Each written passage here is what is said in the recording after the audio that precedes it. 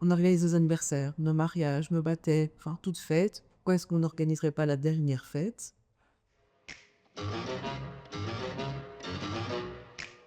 Moi, j'adore le mot croque-mort. Il y en a qui n'aiment pas du tout. De base, la légende dit Pour croquer les orteils des morts. heureusement que ça ne se fait pas. Parce que De base, je suis massothérapeute esthéticienne. J'aime être en contact avec les gens, j'aime m'occuper d'eux. Ici, l'avantage, on va dire, c'est qu'ils parlent plus, ils sont très calmes. Donc, une toilette mortuaire, donc c'est venir rendre la personne présentable une dernière fois. Donc, nous, on va venir fermer la bouche, fermer les yeux, le maquillage, habiller la personne, coiffer la personne, rendre le plus proche de comment elle était avant pour donner un dernier beau souvenir.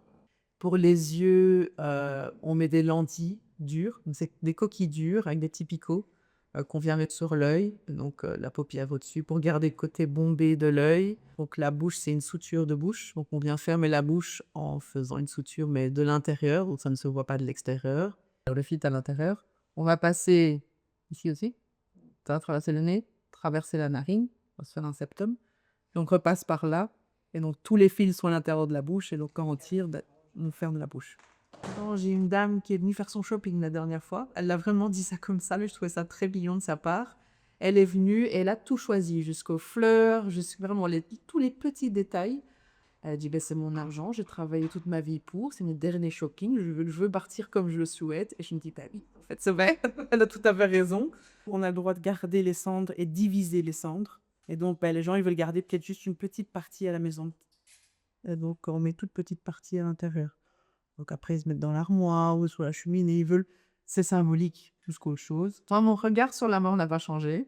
Ça me fait toujours aussi peur, parce que c'est l'inconnu, on ne sait pas, c'est ça qui fait peur. Après, le fait de travailler où je travaille, je pense que je profite plus de la vie et je me prends peut-être moins la tête. De base, j'avais commencé à poster sur les réseaux, sur mon Insta, juste pour ma famille et les amis. Et ça suscitait beaucoup de questions et beaucoup d'intérêt.